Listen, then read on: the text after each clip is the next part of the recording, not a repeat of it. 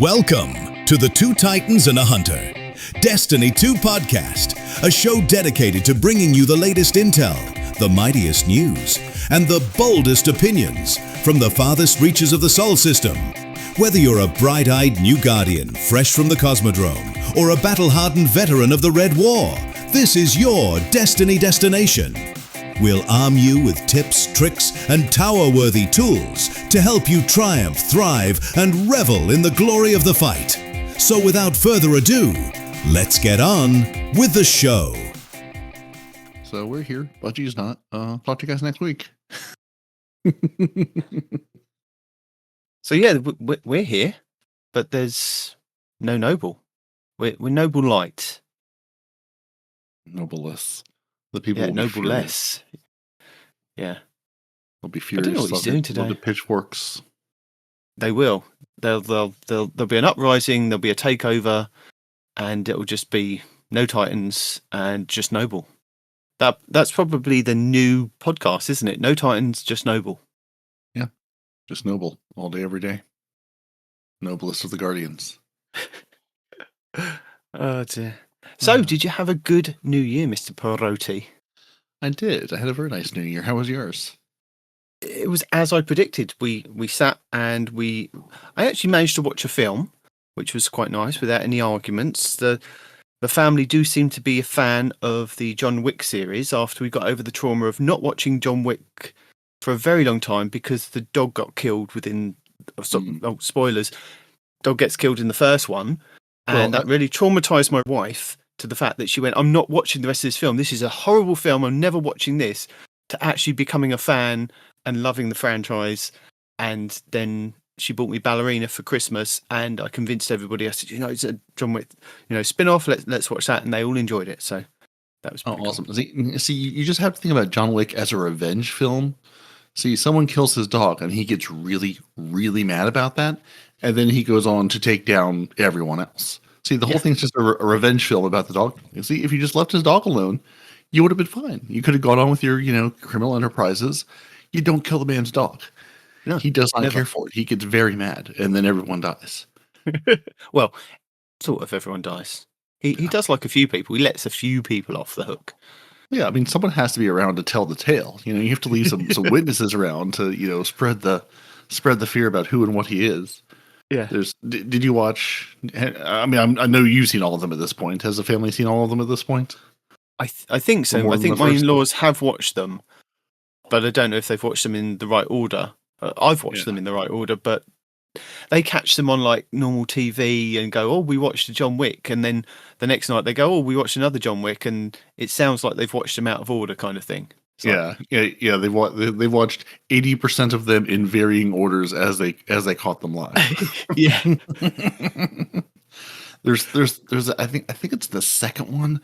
There's a sequence like where he's setting up just again, and I mean light spoilers for John Wick 2, but it's been out for however many years now. So at this point, if you haven't seen it, I'm sorry, skip ahead a couple seconds. But but there's a whole series where he sets up this series of weapons. I think it's in a tunnel or in a subway or something. Right. Sort of knowing he's going to fight his way back through it, and just that whole sequence of him just getting back through this tunnel.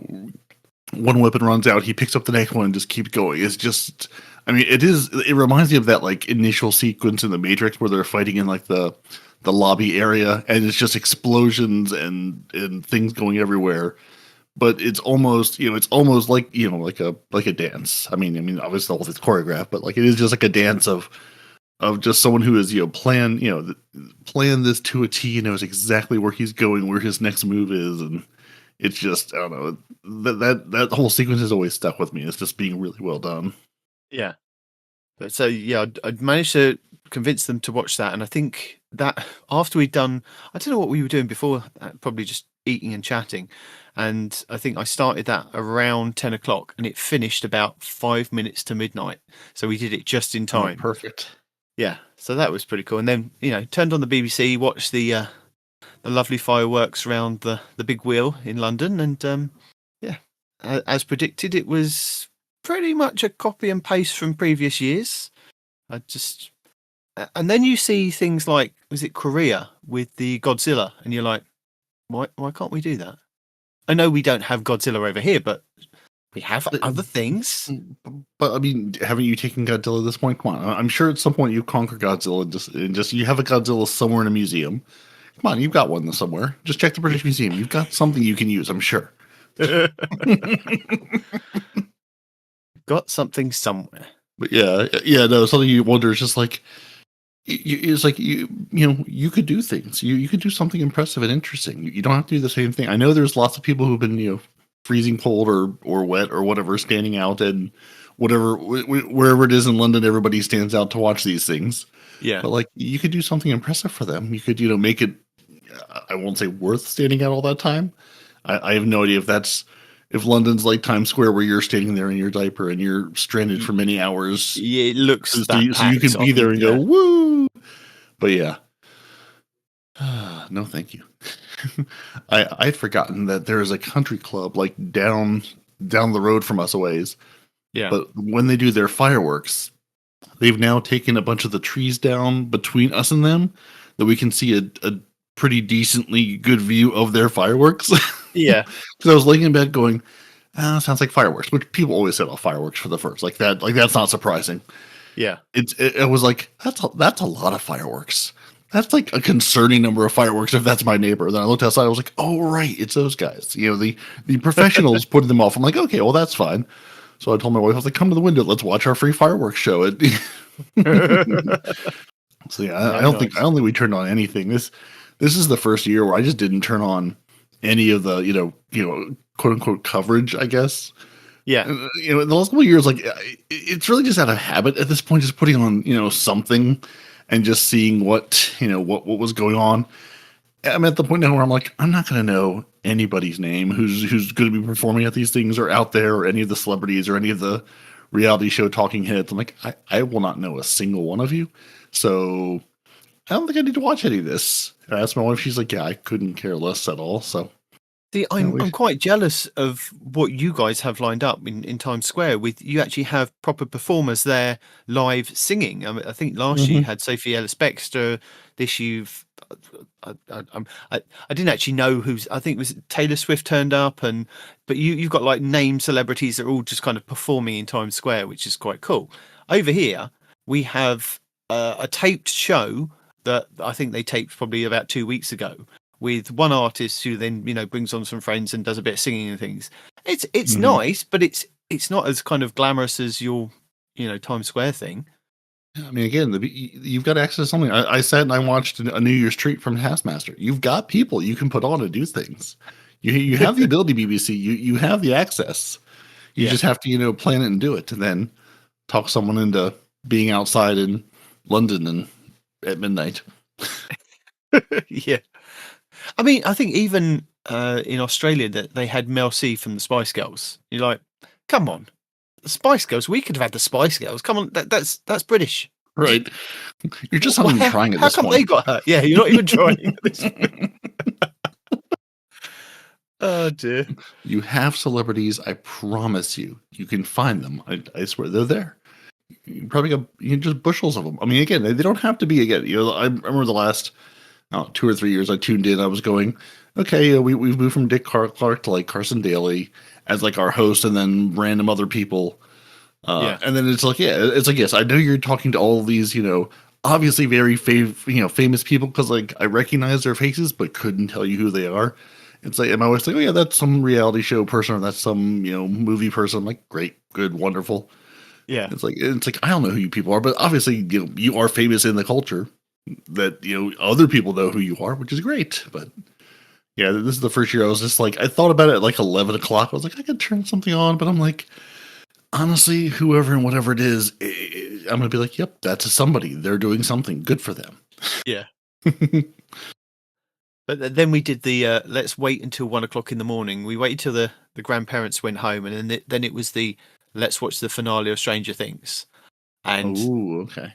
Now that was good. I mean, have you watched Stranger Things? Are you up to date with Stranger Things, or you haven't kind of got there yet? We were up to date because, again, I feel like my entire life has passed since season 4 and 5 of Stranger Things. Yeah, it was like we watched up to 4, and then they were like, "It's coming. The 5th season's coming." and then it feels like my entire life has passed. Like I feel like they've been teasing season 5 of Stranger Things since the beginning of time at this point. So like I know that it's out now, and honestly at this point I was just like, I'm just gonna wait until you put out however many episodes over however much long time. Every time I open Netflix, it's like Stranger Things. I'm like, I know. Just release them all for me. I know it's there. I've waited this long. I'm not going to drip feed these last whatever it is handful of 5 or 6 or whatever handful of episodes it is. Put them all out, and I will sit down and watch them all properly at some point. Yeah. So how was it? Well, was it worth the wait? I think it was really good. To be honest, if you take away all the kind of the fan theories and the amount of kind of hype that it got for that kind of final season and that final episode, and what the Duffer Brothers had kind of maybe concocted and what it could possibly be. I mean, my daughter really got into it, as I was explaining last week. They sat down and they watched like right up until season 5, and then they were watching season 5 with us.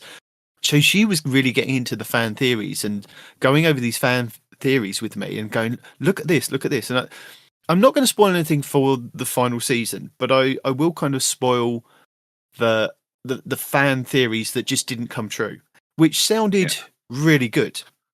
So one of them was that the Duffer Brothers had filmed the end of the whole series in the first series, so that it would have just been a D&D game from the beginning, and it was still the kids playing, and they got to the end of it. And that was it. It was over and done with, kind of thing. But they were still the younger versions of themselves, and it was all kind of a D&D game, and they'd been playing this thing. Oh, that would have been fun. If they'd have thought that a long time ago, and then that was kind of the end, and they'd actually filmed the whole of the thing, Hopper as the police chief and everything else, kind of it just kind of carried on. There was no demogorgons. It was literally just like a role playing game, and these really young kids had come up. Is it Mike that I think, or was it Will that had done? Whoever did the kind of the story for that one had kind of come up with it. But that would have been fantastic if they'd have gone, right, we're going to go from here, and then we're going to surprise everybody, and it's just going to be taking them back to that first season, and that's that. It's not that. The other ones were, I think somebody had a theory like Bandersnatch on Netflix. The one that you choose your own adventure, that you'd watch it, and then it would give you a choice on screen, and then it would go, you can choose this or this, and then it would take you to that was fantastic. I loved that. Yeah, I really enjoyed it. I was hoping they'd do some more of those, because that was the Black Mirror one that I really enjoyed. And the theory was that when season 5 was coming out, they released all the run times for season 5, and the first, I think, 3 episodes hit the run times. But then when we got the second volume, some of them were like missing 15, 20, 30 minutes of that episode, and people were calling for like the Duffer Brothers to release the full episode and things like that. But then because they stuck to that's what the episode was, fans then thought that because the idea was that we had been taken into Vecna's mind as the audience as well, and things had been changed as we were watching it. And there was a couple of things like the dial, the power dial on the antenna for the radio station. It had changed the little pointer on the end had gone from grey in volume 1 to red in season 2 or volume 2, or the other way around. And people were thinking, well, that's what Vecna does in those dream sequences. Yeah. So it all kind of tied in, and they were saying, well, once we kind of get to the finale of it, are they then going to release? Is it then going to open up Netflix to go, well, this is the full version of those last 3 episodes, the things that you didn't see, and kind of create this Bandersnatch kind of episode within Netflix, because Netflix have kind of done this before. Yeah. It doesn't do that. Yeah, that's almost the, and I've seen a couple other people say the same thing, but that's almost the problem of having something, sort of like, teased and delayed for so long. Yeah, it's given all the fans enough time to basically dream up, the most, either insane or like, seemingly perfect ending. And by the time it comes out, it's like, oh, well, all the theories I read, or the what was going to happen, the people claiming I read was better than what I actually got. It's almost, you almost hurt yourself by hyping it for so long, because people start reading theories and going, oh, well, that would be a perfect ending to that show. And obviously for everybody, that perfect ending might be different, but you hear a theory, you read something, you go, "Oh, that would be great. That'd be a perfect way to wrap it up." But yeah, but I think sometimes the sort of like it was just just a D&D game the whole time feels sort of like cop out ending, but sometimes it just sort of it hits you just right, and you're like, "Oh wow," and you're just like, "That would have been the perfect way to end this." So yeah, it's like no matter what they've done, it's like you probably heard or read a better version of that at this point, and then it's just a little disappointing when you get the actual version. I think that's the thing with the amount of theories and ideas that were being floated around of why the runtimes were cut and why this was like this was like this. It may have just been a continuity error with the different dials with the different colours. And there was like, Will's been standing in the same position that Billy used to stand in, and the Duffer Brothers confirmed that where Billy was standing in the position with his hands at the front, that's exactly the same as Vecna. And it's like, well, he's really Vecna and he's been controlling the audience. It's like, no, no. No, not really. But it was just, it does sound good. You're right, but and I think that's why my daughter wasn't happy with the ending. She was like, "Oh, that's horrible. I don't like that ending." She was like, "I wanted this to happen. I wanted that to happen." I'm like, it's a really good ending for if it was a film ending or if it was a series ending when we didn't have like all the fan speculation and things. I think it would have just knocked it out of the park and everybody would have been happy with it. But because it's been so hyped and for so long and the social media side of it, it's like, oh my God, this and that. Sure. And I think there's even a shot, one of the last shots in the actual series is something that is, I don't really know how to describe it, but one of the cast members actually posted the same shot on their Instagram, but it's in a slightly different order from what actually the final shot is in the show. And it spells out something completely different. And people are now running with that theory. And it's like, oh my God, please. Yeah. And I've even heard theories now that we're getting another episode next week. I'm like, I think they're done. The super true for real ending. Yeah, now we've had the ending. There's going to be another episode that's going to go this. And you're like, I don't think. Yes, it would be brilliant that if they did suddenly come out with that, and it would have been brilliant if they'd have come out with we get to the end of the finale, and then you could go back and rewatch all those other episodes. Then suddenly open up on Netflix to go, well, this is the true thing that was happening in the background, and you can watch this full length version. It would have been fantastic, but that's not what they went with. Yeah, it's not the version of the truth. Yeah, it at this point it does just sort of feel like, again, like. It's just been hyped so long and talked about for so long. Like, honestly, I had sort of forgotten at one point, going just like that it hadn't yet come out. Because I mean, how many years has it been? Like 3 years or something? 10 years in total, I think. Total, yeah. I mean, I was trying to remember like how long has it been since the last episode? I mean, and to be fair, there was a whole pandemic in there as well. But it's been a while since the last episode or the last season. It's like you had me for the first 4. But then it's just like, guys, you can only let this go so long, and before I just sort of forget your show exists. I mean you can't because they very much stick it in your face every time you open Netflix. But yeah, there's some shows that I've just forgotten about because it's been so long between episodes. It's like I can't just sit here forever and remember your show is a thing. And I don't think it helps that they've said that there's going to be a spin-off, and the spin-off is going to be maybe this. Mm. And also the other thing I don't think that helped is the stage play that was only available in the 2 locations. I think it's New York and London. It's like that kind of gives you a bit of a backstory and kind of half spoils some of the kind of the plot twists in like the final act. But some of those, some of the threads that are actually in the play don't actually make sense because they're not even referenced in the final season. You have to kind of see the play, I guess. But then, there's from what's in the play, it's like, whoa, that doesn't make any sense that that's not actually in the series or hasn't even been broached in the series, kind of thing. Yeah, it's like, why is this a thing? We don't know. We just went. We thought it'd be fun, have a laugh, throw it in there. Yeah. But have you got to that point of watching the last bit, or you? Now that it's all out, are you going to sit down and just watch the whole thing? Oh yeah. My wife and I'll sit down and just watch the whole thing, just the whole season 5 as it is. Because again, we watched the other 4 and we've really enjoyed it. My sister-in-law and her son are watching they restarted it from the beginning. When I guess he was young enough, when it started, that he had never seen the first bit of it. So he's doing a full rewatch. She's doing a partial full rewatch, sort of half with him, but then also just she's like I need to watch the last season again because I just don't remember what happened. Because again, it's been so long since the last season.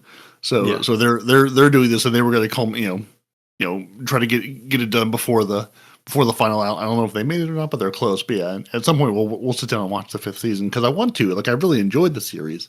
But it's just it gets to the point where they draw it out so much. I'm like, these kids are going to be retired by the time the season ends, the way it's going. Yeah, but one thing we did fall into though is my wife's been watching a bunch of Great British Baking Show and all the little one-offs they've done with the cast of different shows and some of the series is from the last, I think from 2020ish on. So I don't know if Netflix has put out a new batch of them or if it was just hey, let's still watch these. So we watched a bunch of them. One of them which had the Derry Girls cast on it. Oh yeah, which was great fun watching them try to make cakes because I'm like, yes, you are normal. Because I was sort of half watching and doing something else. I was like, these seem to be these people seem to be normal people, struggling. And she's like, oh yeah, and she said, no, this is the cast of Derry Girls. I was like, oh, okay, because I was looking at them going, you look familiar, but I just out of context couldn't quite place who they were. And I was like, okay. So then we sat down and watched all 3 seasons of Derry Girls, just binged it all the way through, which was phenomenal. Yeah. Really, really enjoy that show. We started watching it before and just, I don't know, it just either wasn't the right time, just didn't click something. But this time around, it just, I don't know if it was, I joked that you have to watch them in Bake Off so you can picture them melting down over making a cake and just saying, I want to go home. And then you can watch the show and then it gets better from there. Yeah. I don't think I've watched. I think I watched the first 2 seasons, and then when they did the new season, when Liam Neeson showed up, I watched it because my daughter started getting into it. So I watched that, and then she went off, and finished watching the whole series. So I think I've missed a couple towards the end, but I just need to catch up on that. The other thing that my wife's decided she's going to go back and start watching The Blacklist. Now she seems to have a complete memory wipe and loss of what's actually happened. So she went back and started watching it from season 1, and we got way into it. I think we were up to end of season 5 or 6, where I think one of his own kind of turn on him, and they become the baddie, and there's a whole thing about that. But she's watching it again, and it's at some point. Yeah, she's watching it again, and she's watching it like she's never seen it before. And I'm like, do you not remember this twist? And she's like, no, I don't remember any of it. I was like, okay, don't mind. We'll just continue to watch. Yeah, there we go. Yeah, I mean, going to it, it's almost fun going into something like that and just going, I know I've seen this, but I do not remember it, so I can watch it with fresh eyes. At least to a point where your brain goes, oh no, now I remember this. Yeah. Yeah. I watched it up to, I don't remember if it was, I know I watched up to the twist because I remember the twist, but I don't remember how much further I got after that. But it was a really good show as well. Lots of good fun. She's got back into watching that because I think she finished watching Supernatural, which was another really weird thing, is that my friend, when we were playing Gears of War way back, about 15, maybe even 20 years ago, was when Supernatural kind of first started. It's like, oh, you should really watch this really good Supernatural show because you're into Buffy, you're into this, you're into that. This is a really good show. And she just blatantly refused to watch it. I think I even downloaded a couple of episodes, put it on a disc so that we could watch it, and she blatantly refused to watch it. It was only in the last year that she's watched it, but she binged the whole thing and thought it was fantastic, to the point that she started rewatching the first season again. I'm like, please just do that when I'm not here. Please just. Yeah. I think there's sometimes I think the show just sort of have to hit you again. We started watching Derry Girls and just didn't got through the first season, maybe 2, and just, I don't know, it was we're enjoying it, but just weren't really enjoying it, and just never finished for one reason. But sometimes you just start watching something again, and just it's either what you need in the moment or whatever. I don't know what the difference is, but it just hits you different, and then you're just like, this is phenomenal. This is great. I see why people enjoy it. I see why everyone enjoyed this, or why it's done so well. And there are certain things that I can watch over and over again, like the American Office, that you can. It doesn't matter what kind of episode it is. Oh yeah, if it's you know you start rewatching it from the point that you've left it on Netflix or on Amazon Prime. We seem to have various different. Whoever's watching it in our house has left it on a different episode. We just can click on it, whichever one comes up on the TV. We click on it and just watch it, kind of thing. And I mean, things like that are really, absolutely love it. And that was another thing that took forever to convince her to watch it. It just it really makes me laugh that it takes me forever to convince her. So again, recently, The Boys. I'd watched the first season and a half of The Boys when it first came out.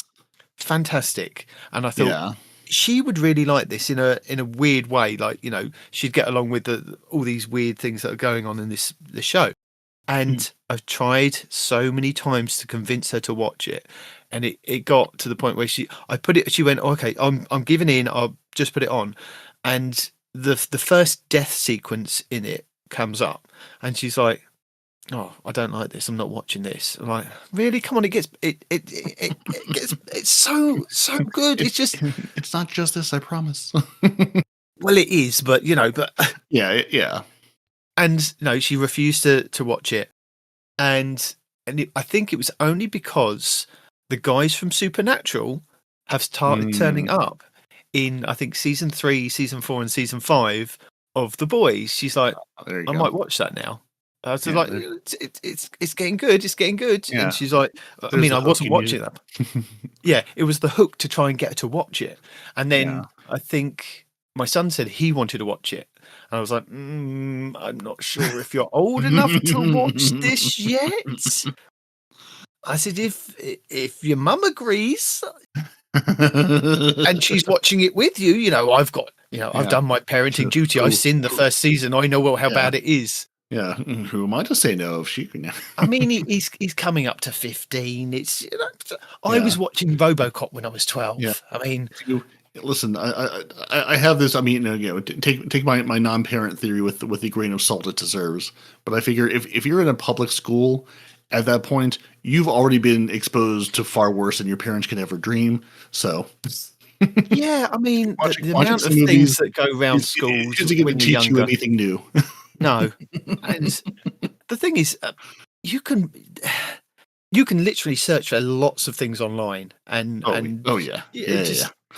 even at the school, I think I know they have filters and things, but kids know how to get around these.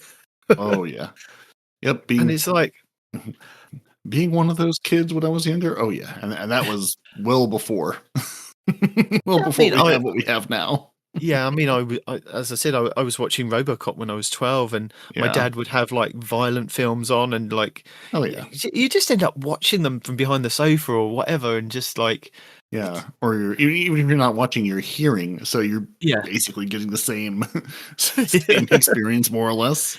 Yeah, so I left it up to the sensible parent to make the decision. The sensible parent made the decision that if he was going to watch it, she was going to watch it with him. Which I was like, yes, amazing, because she was like so hyped that fact, these guys from Supernatural in it. So we binge watched, I think, series 1 really quickly over a couple of nights. I think we stayed up to like 3 o'clock in the morning because we waited for the rest of the kids to go to bed. It was like we're just going to sit and us 3 just sit and watch it. And she's really into it now to the point she's going, let's just watch another episode. I was like, well, Phoenix isn't here to watch. No, I don't care. Like, to the point, I think he actually heard us watching it, and he's like, why have I not been invited to continue to watch this? I think he's got a thing for Starlight. He likes Starlight. He likes blonde girls. So he saw her bum on screen, and he was like, ooh. And he even got hit by his mum. I'm like, there's far worse things in the show, and he goes, ooh, at her bum, and you've hit him. But yeah, that's been great fun. We haven't even got up to the point where the Supernatural guys are into it. I think it's season 3. I think they turn up, but that's one I need to go back and we'll just finish watching it, because I watched the first, I think, 2 full seasons, maybe not quite the first 2. I can't remember now. It was one of those I was watching, and then just again, I don't remember why, but just sort of fell off watching it.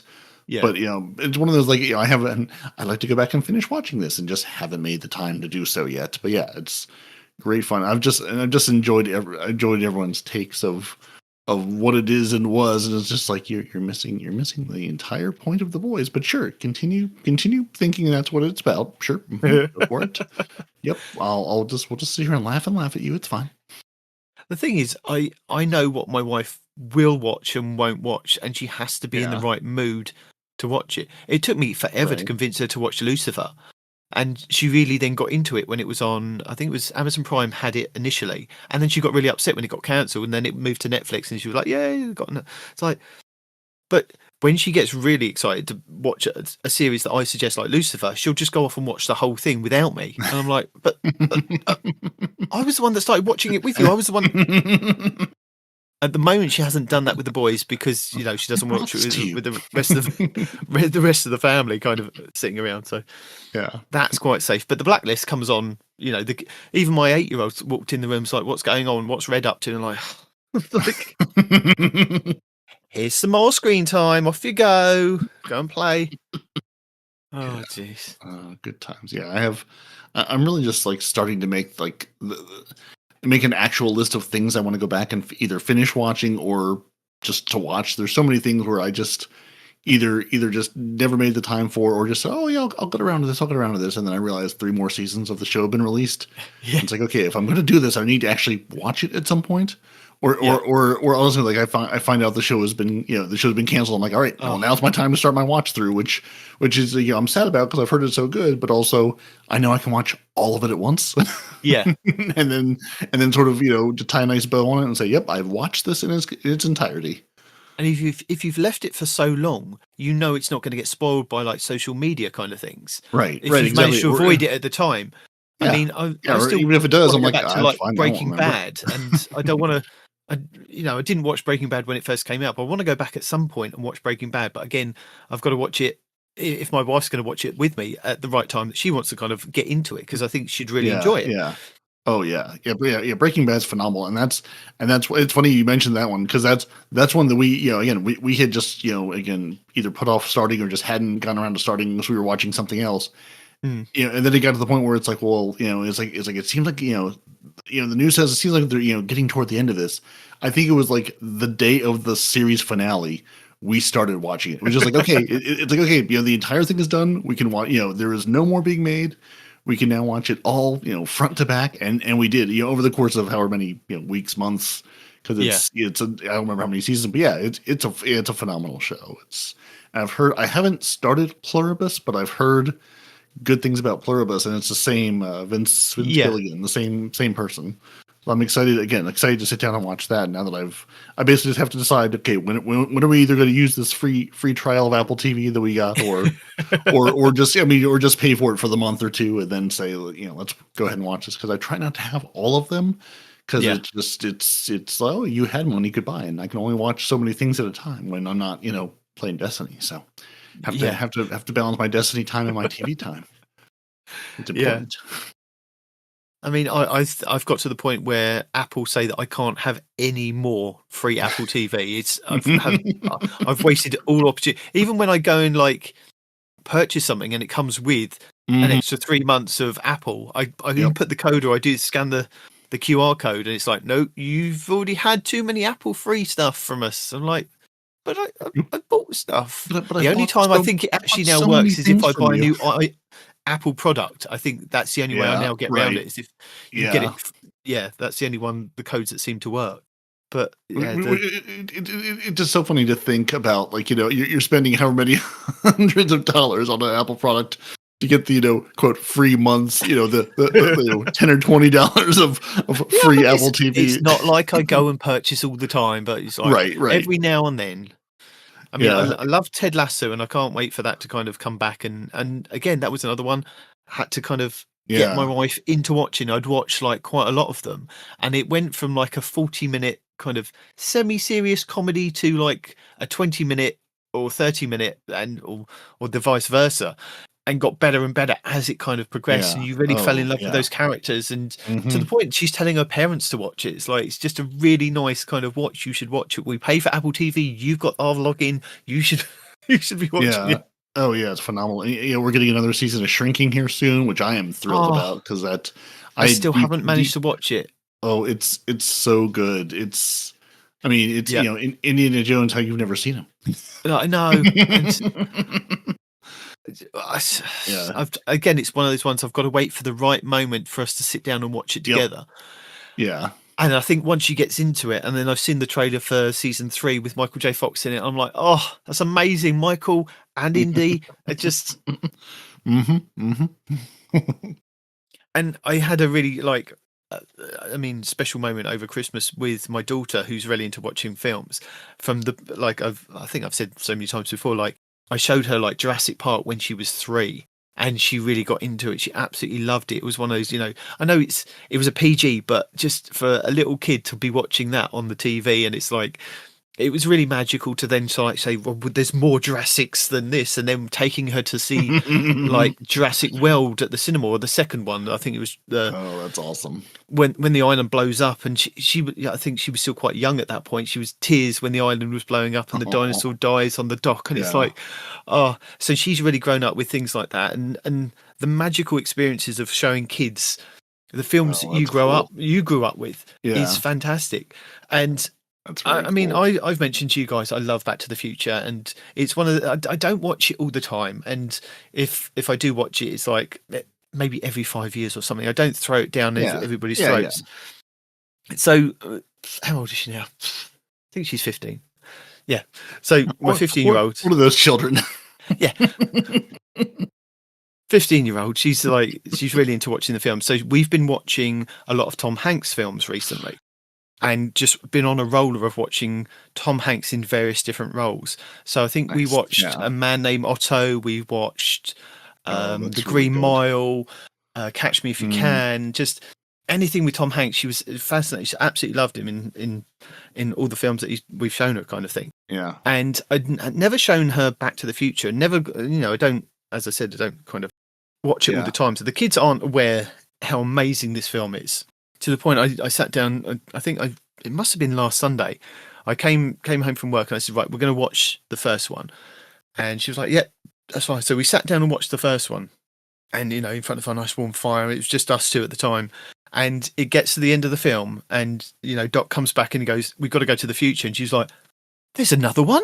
Oh my God, can we watch the next one now?" I was like, well, I've got to go to work and I'll come back and we'll watch the next one. So did that, came back, watched the next one, and it gets to the end of the second one and all the shenanigans happen with the fact that he ends up going into the past. And she's like, "Oh my God, where's he gone?" I was like, just carry on watching, because there's a mini trailer at the end, because when you're in the cinema at the time, there was that, this is how it kind of carries on. So we then had to watch the third one. But she was amazed that this amazing film then had 2 sequels that I hadn't spoken about and kind of hadn't, and because it's something that's not in in social media now, like pop culture, there's not a lot of other than your Fortnite skin, there's not a lot of just awareness of it, so it's like it hasn't been spoiled, it hasn't had no idea these films existed.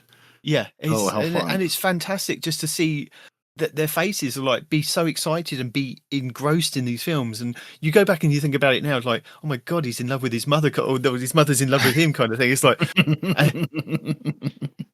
but it was just amazing, kind of, to be able to sit down and just watch these films again in 4K and just have that experience with one of my kids to say, this is a really cool film.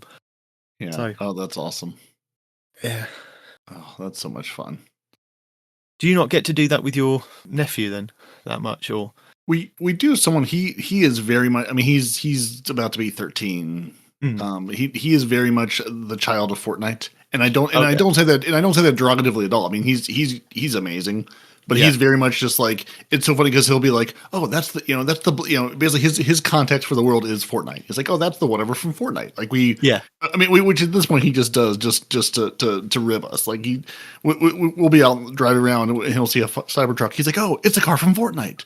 Just everything was just it's the whatever from Fortnite.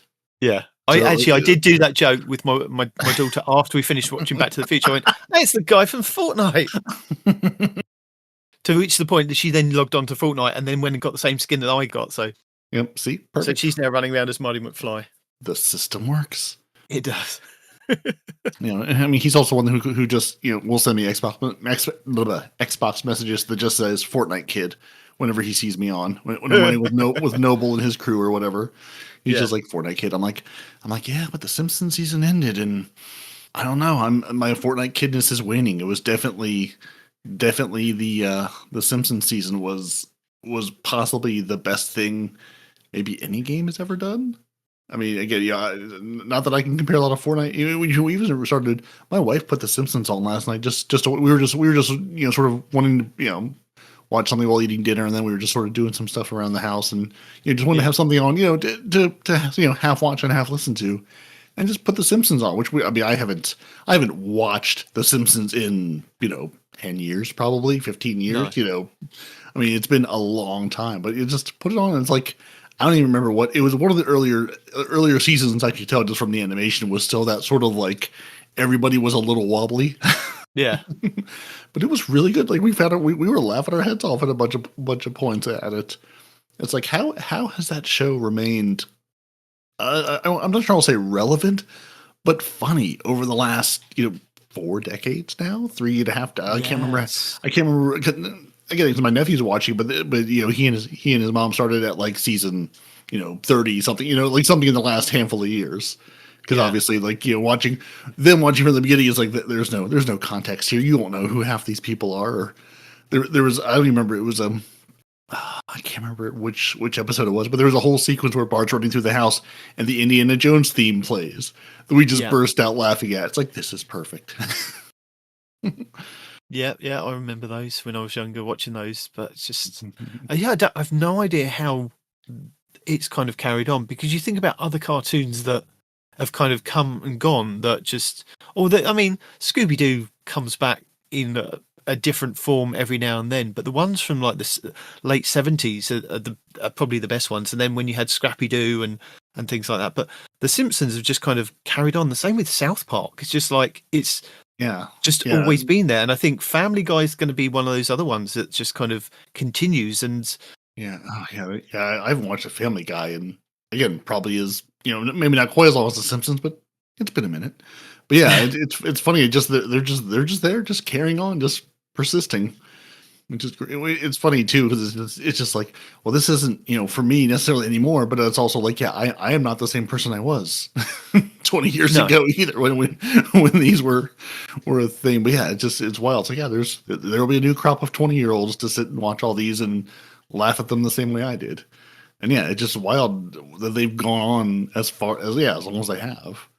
Speaking of which, Sony, this is when I make my renewed call for a Destiny series. I don't care if it's live action or animated. I'm just gonna toss this in there again. Just a little reminder. You have a whole studio. You could do something. I was playing. I was running the dungeon with Conan and Blue the other day. Yeah, and Conan Conan joined us. He was just like, "What are you guys up to?" And we gave him the lead. He's like, "What do you need to do?" He's like, "Well, that'll teach me." I said, "Yeah." I said, "Clearly, we're in desperate need of leadership." So we ran a conquest. He and I both needed run a conquest for your 7th or 8th guardian rank. I don't remember which number it was. And he hadn't set foot in the dungeon. So then we ran a little dungeon. Blue was just like, "I think we can do the first encounter with the 3 feats and get some tier 5 drops out of it." I was like, "Okay, I'm game to try." So it was basically just like it introduced like a timer, some revives. And then you had to kill the big giant, the shielded red guys, like with the pikes or whatever. They had to be killed with the pikes and no other way.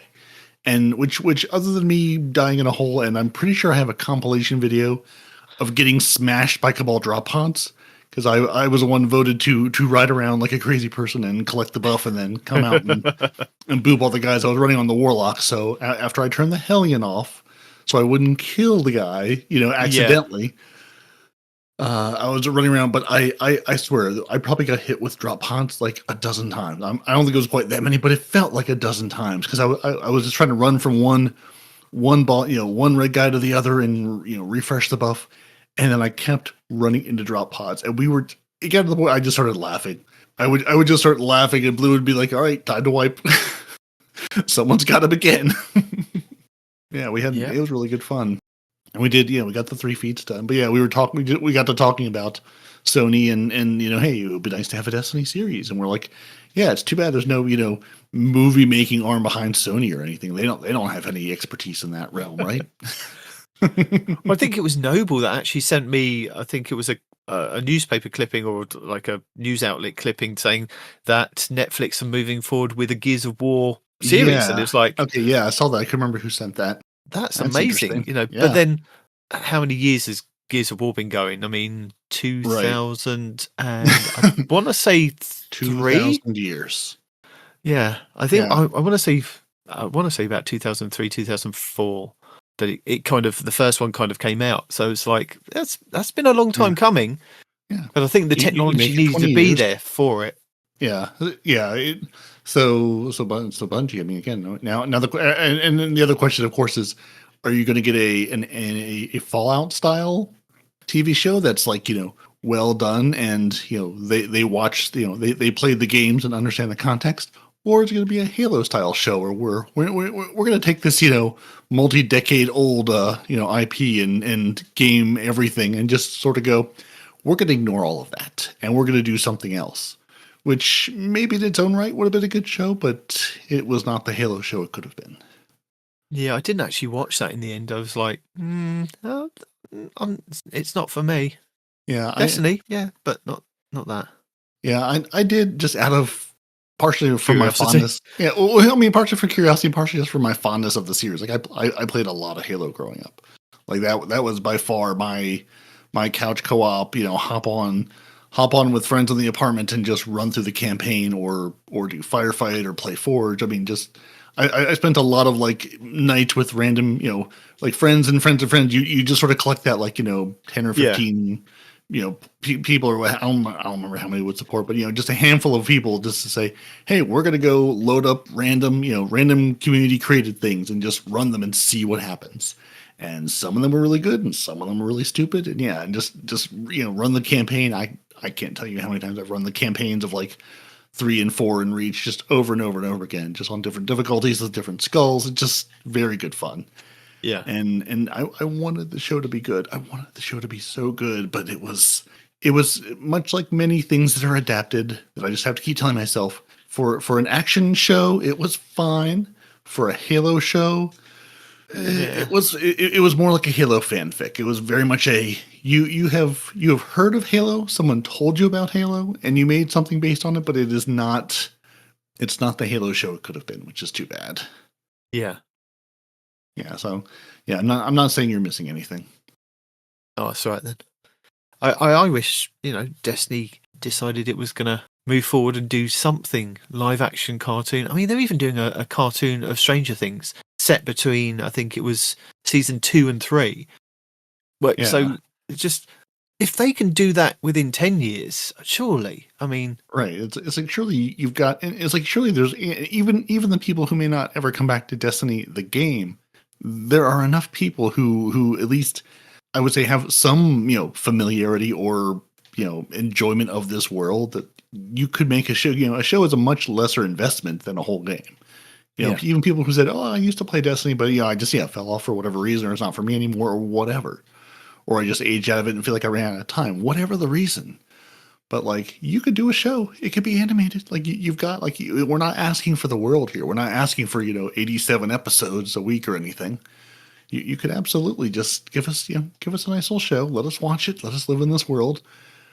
If I always have to ask Pan because I can never remember the name, but like Defiance, they did the whole, which I thought was a great idea that unfortunately didn't pan out, of the whole, like, we're going to do a video game and a show, and it's going to sort of be a shared narrative, which, I mean, I think lasted a season, maybe 2. It was a great game in that it was basically, it was just these like huge boss battles against these like huge alien bugs, and it was just like a big, I don't know, 20, 30 people. I can't remember how many it supported, but just, you would get these, just masses of people, fighting these giant bosses. Just, it was really good fun. But then the show just didn't really, I think, I don't know if it was the show that didn't take off or the game or both, but didn't go as far as it could have. But it's like, guys, you've got such a Destiny world. Like, you could do like basically like a Tales from the Borderlands style thing with Destiny and be like, hey, you may have heard this character named.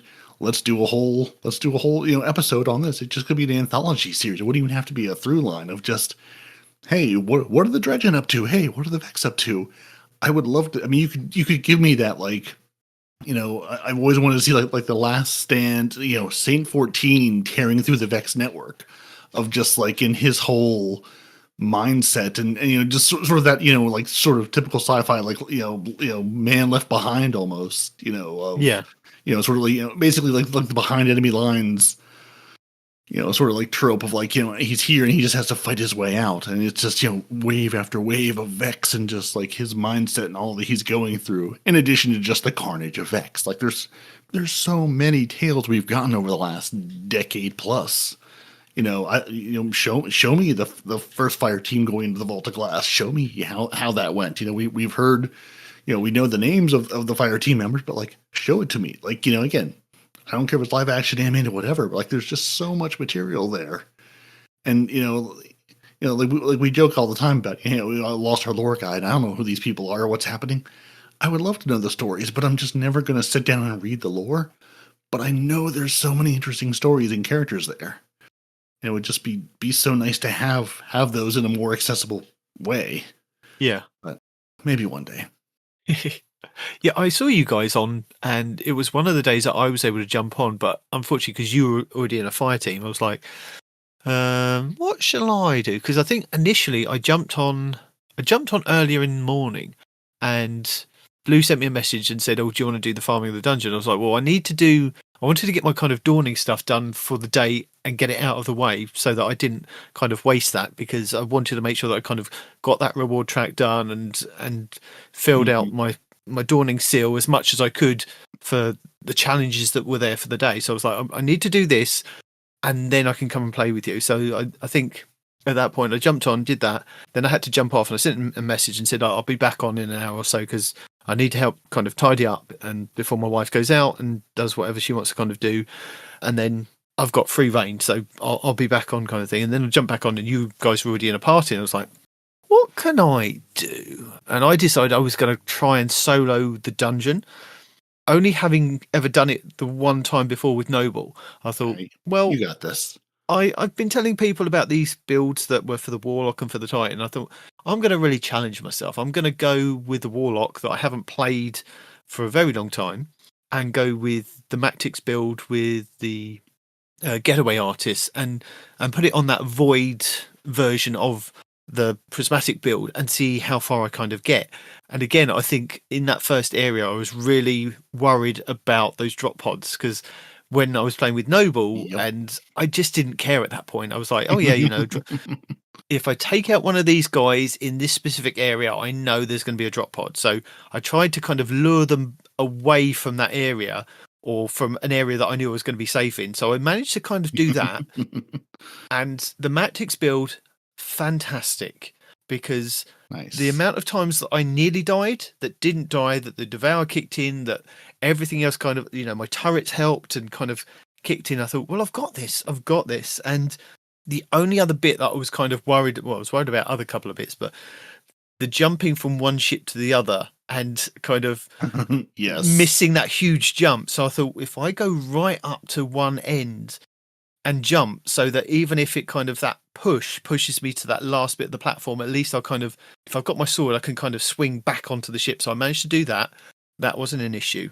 That first boss with his lightsabers, again, I didn't have an issue, because I knew the mechanics. It was just kind of take my time, just go back through. And what I forgot to do, which was quite funny, was the 3 sword attack with the light, heavy. And I was just doing light attack. And it wasn't until I kind of come out of it like a couple of days later, I was thinking, I could have done light, heavy. Why did I not do light, heavy? I would have chunked damage off the guy.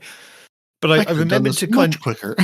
Yeah, I remembered that, you can, if you get them pushed down the hole or next to the electric fence thing, and then you can kind of do that invisible force push a couple of times to take off more chunks of their shield. So I only had to do it in 2 phases. But yeah, I kind of worked on him, and then I forgot that he runs away at the end. I was like, oh yeah, I've got another bit that I'm just in a small space running around with him.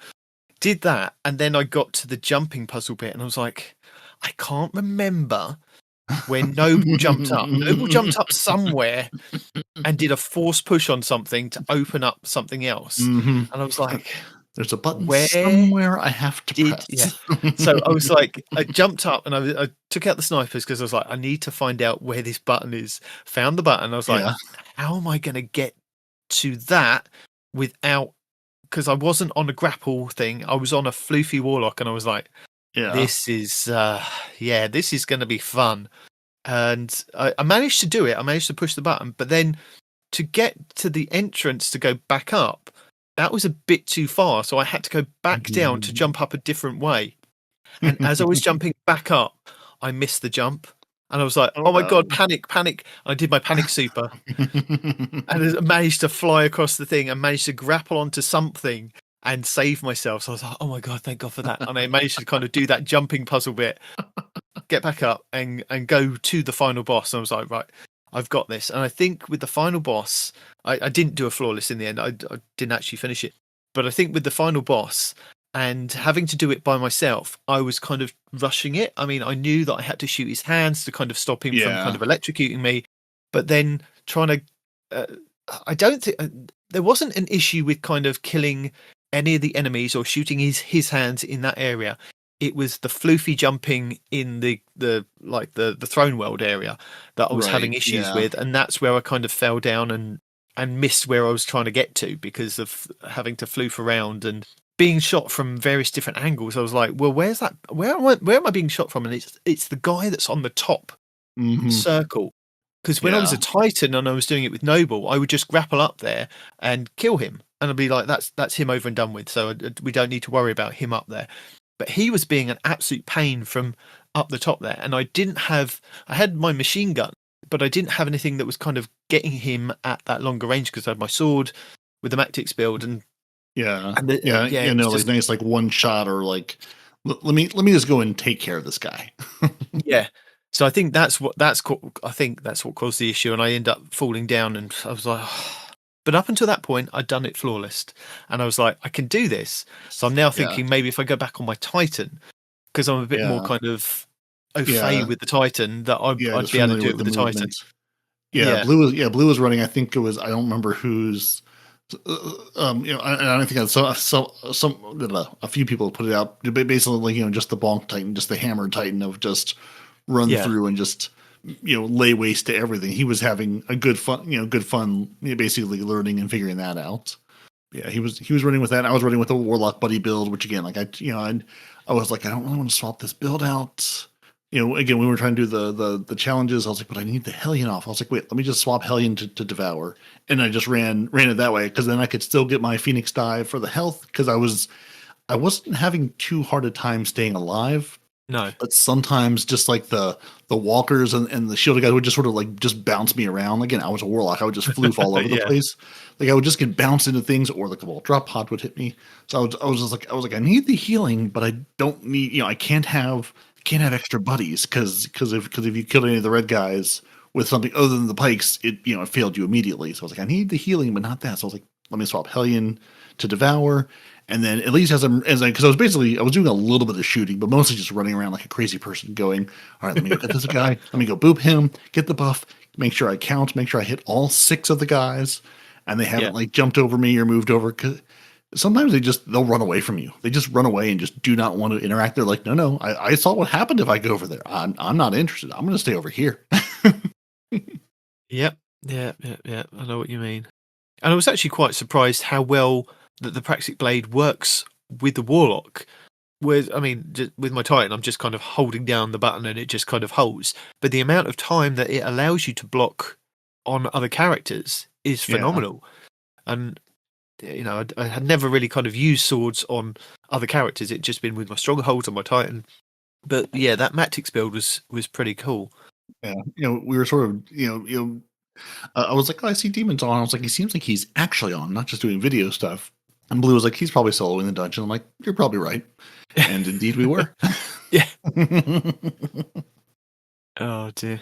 And then this week I logged on to get, I think I logged on must have been Wednesday, to get all that Dawning stuff done, because I'd done the weekly challenges for the Dawning to knock it up, because again, with everyone being off on holiday and things, I hadn't been able to kind of log on and play that much. I'd kind of, on days where I'd able to jump on, I'd jump on and do the 3 challenges for the Dawning and then if I was going to get some challenges done for like my regular pass, I would try and get all of that done within like a 30-minute slot and just be logged off and back out again. So I've been trying to get as many of those done as possible. So I've made sure that I've done those weekly ones with baking. I think it was just 15 cookies in the end.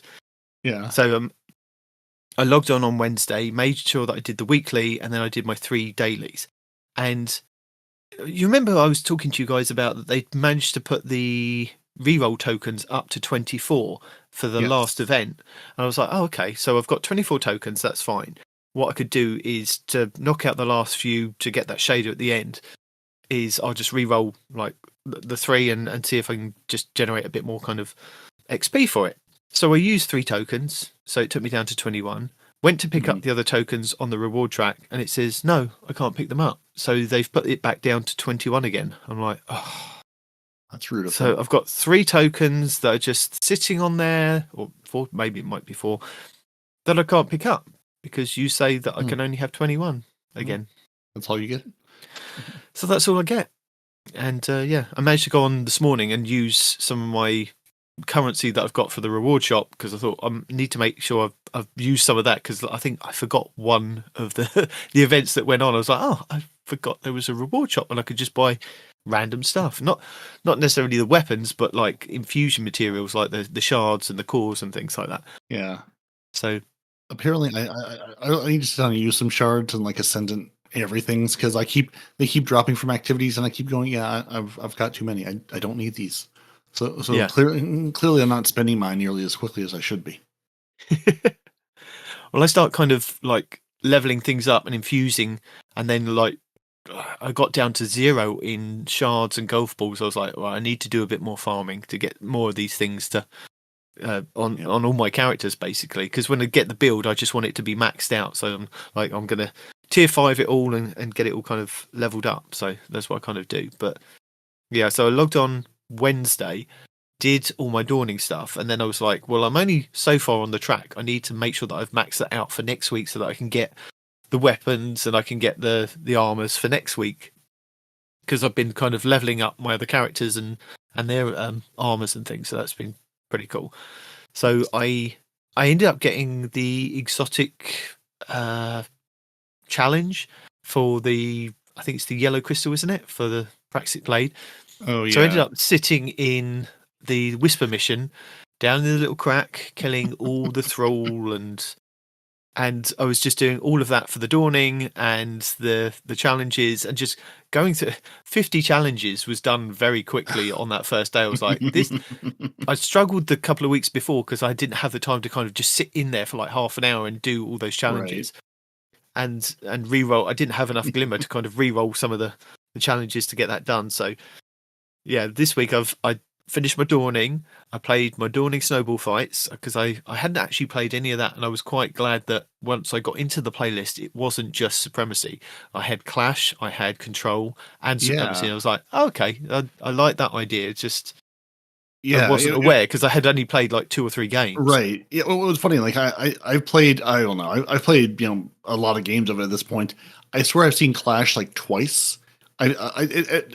It got to the point where I think I played the first 10 or 15 were all Supremacies. And I was like, is this just Supremacy? Which is fine. Yeah. Like, it's fine if it is. But and then finally I saw some control. I don't know what it was. Like that first, I don't remember what day it was. For the first day I went in, it was just like Supremacy. I was like, okay, I mean, again, like fine if it is. Like it's snowballs. I don't really care. But I was like, this might get a little old. Then finally it was like, oh, Control is Supremacy. Then I was like, oh, we'll sprinkle a Clash in every now and again. It's like, okay, this works. This is nice. I can handle this. But yeah, it was just funny because I had no idea what it was either. I was like, I'm running around throwing snowballs at people. I don't much care what what flavor we're doing. I'm just running around through the snowballs, which I was just pleased. I mean, how many times have we said, hey guys, you have a Scorch Cannon mode. Why can't we have a snowball mode? And I'm just happy that we got it at all. It was good fun. Yeah. And again, just something to put on. You can drag your friends into PvP and say, you can just do this, and you don't have to care. There's no builds. It doesn't matter. It snowballs if you do well or poorly. Well, you say there's no builds, but I found a really cool build. Well, and it's always the build that I kind of use when it's doing Scorch Cannons, and it's with the Lion Ramparts. And I'm like, okay, I'm flying, and I've got snowballs, and I was having great fun because if you're above somebody, they can't throw it directly up in the air, but you can kind of move slightly back and still throw it down below you, which was pretty cool. So I was using my Lion Ramparts build and doing quite well. I actually we ran out of medals and didn't die for the whole thing. It was on Convergence, which is the one that was in Destiny 1 with the cube in the middle by B. Yep. And it was Control. And I thought, I am going to be the guardian of B. And so they were running through the waterfalls and I was throwing it over by the waterfalls. They were running down the other way. And I was trying, and then they were trying to come up from that lower path and jump up behind me. And I got a wee run out of medals. It was absolutely fantastic because it just came up on the screen. I was like, oh my God, I've never got that before. But then looking on the medals, I've had it once some other time that I just didn't realize I had it. But that was cool. Oh, because I was just hovering in that area above the cube. So nobody was expecting me to be there. I think they were expecting somebody to be hiding around the cube. So every time they tried to capture B, I was just like above them. And because I was hitting them so many times, I was getting so many of those super balls. It was amazing. And I did actually record it at some point. So it should be in the YouTube footage. Oh, that's excellent. Yeah. Oh, that's so fun. Yeah. I mean, there were a couple times where I think I got up to 10 because I just saw the corner of my eye, I'm on a 10 streak. I'm like, no, don't tell people that because now I'm going to screw it up. But yeah, I would.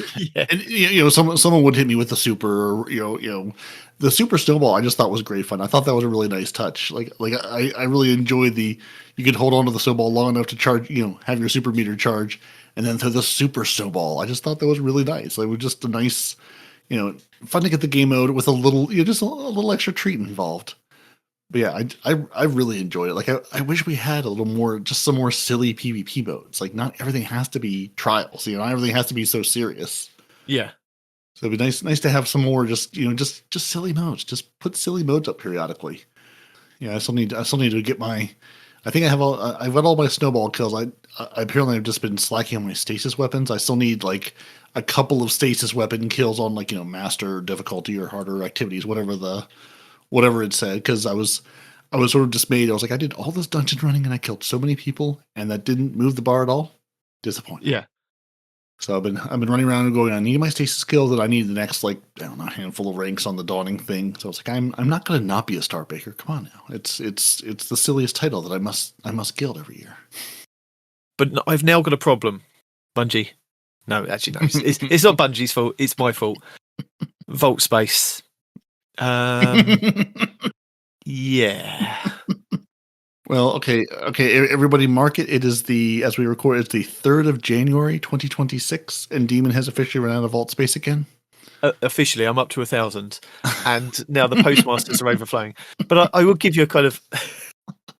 Currently, I am sitting at 39 Fimbulwinter snitches.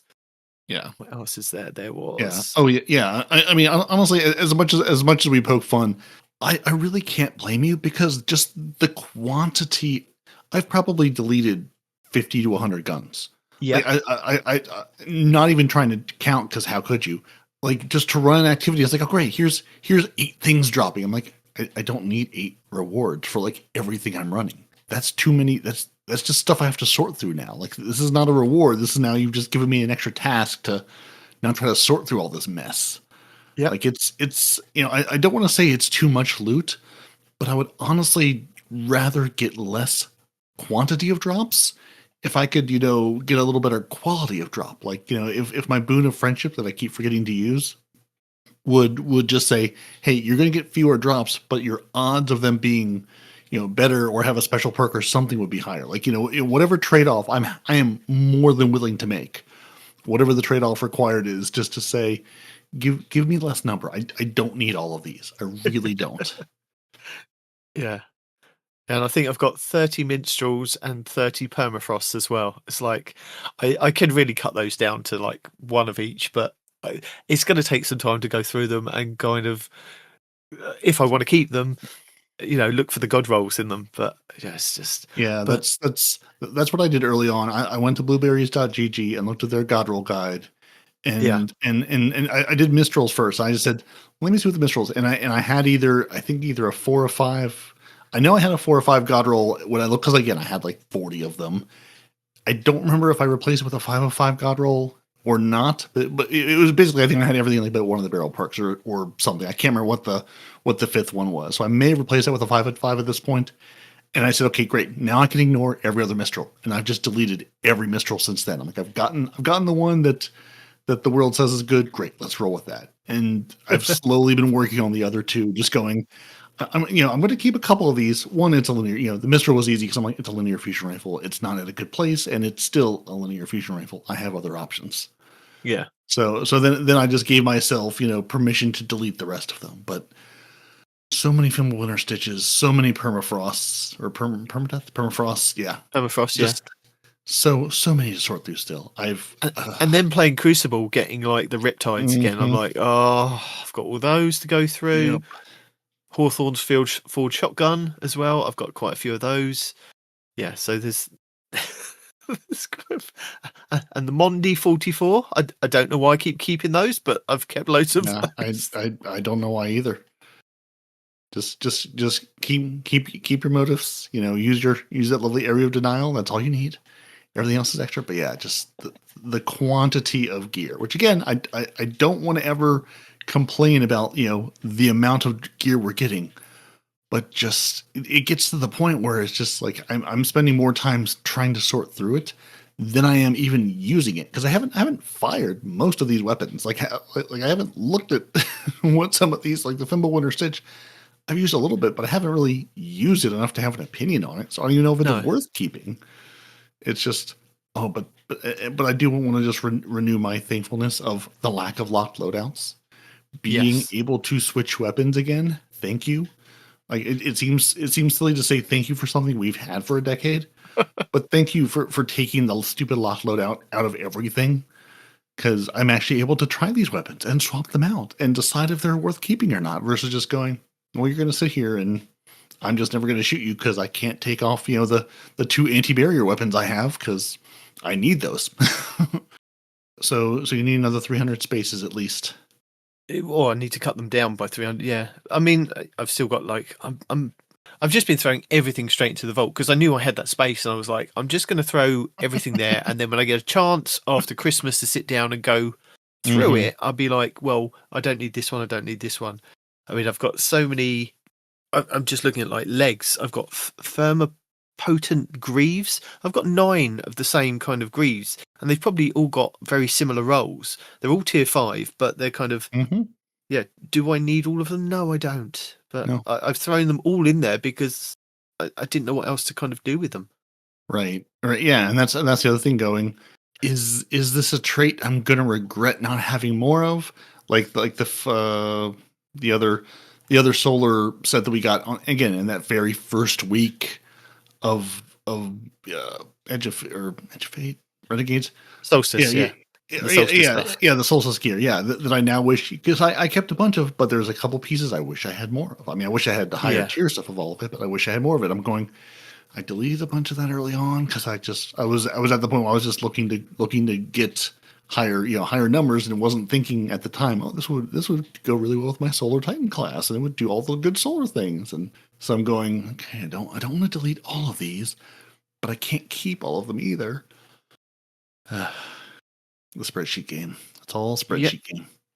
Yeah, but I've really enjoyed the Dawning. Like I've really enjoyed the snowball fights. I've enjoyed the cookie baking. I've enjoyed the loot pool. I wasn't expecting to enjoy opening the gifts in return, and again, like I've gotten some of the Nightfall weapons are in there. I got exactly one peculiar charm.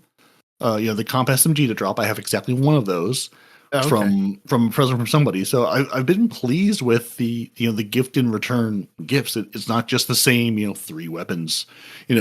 Exacerbating my same 3 weapon problem, but there's at least some chance for because I've gotten a couple oxygens, I've gotten a duty bound or 2, I've probably baked.